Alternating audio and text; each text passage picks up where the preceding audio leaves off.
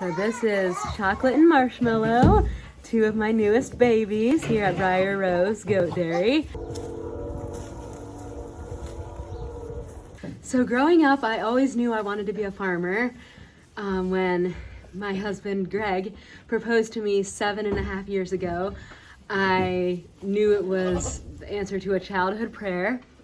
Growing up, we had a lot of different animals. I did 4-H, tried to have every different species of animal I possibly could on our 3-acre little hobby farm, but we never used farming as a source of income. And I just always really appreciated the lifestyle and dreamed that that would be my path when I grew up.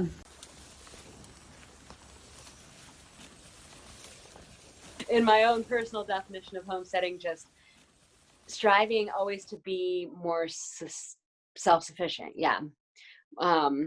Self-sufficient, sustainable, collecting our own maple syrup, having hives for honey, growing our own produce, learning how to bake bread, which has been a journey in itself, but I finally mastered it. Just things like that. I would always joke with my husband, like, hey, we could start small and get into goats and have like a goat dairy, and we would laugh about it. But this spring, I started to talk more seriously about getting, 2 to 3 goats to just milk by hand and have for ourselves, as another little homestead project.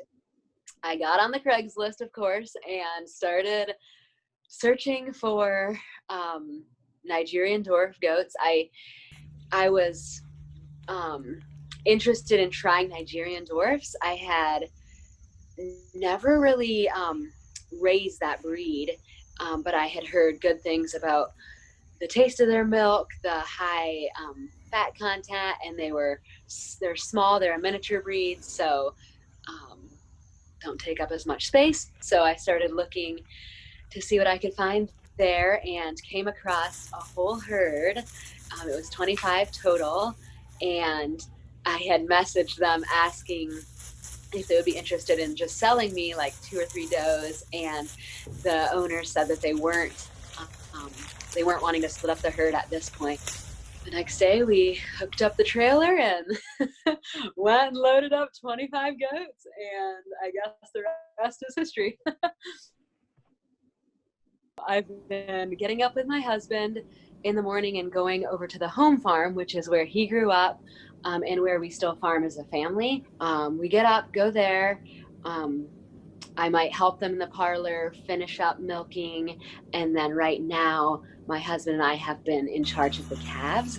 So we will feed the calves, bed the calves, make sure they have hay to munch on, fresh straw for bedding. Usually I'll collect a few eggs around the farm and take them inside. We'll come home, eat like a brunch, and then do miscellaneous odds and ends around the house or the farm, try to keep the house clean, but I would much rather be out in the barn on most days. Right now, I've been milking the goats around 3 p.m. So then we'll do that and then have an early supper, and then we'll go back to the farm for evening chores. I would like to add ducks to our homestead, mainly for meat, but I've also heard of a lot of people love duck eggs, so that might be something to try. My brother-in-law just helped me get started with a beehive of my own here on our property, and I'm just gonna try to help that through the winter and keep it going.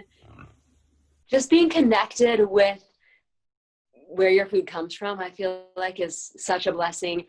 Being out in nature every day, working with animals. I'm a huge animal lover, so that in itself is very therapeutic to me.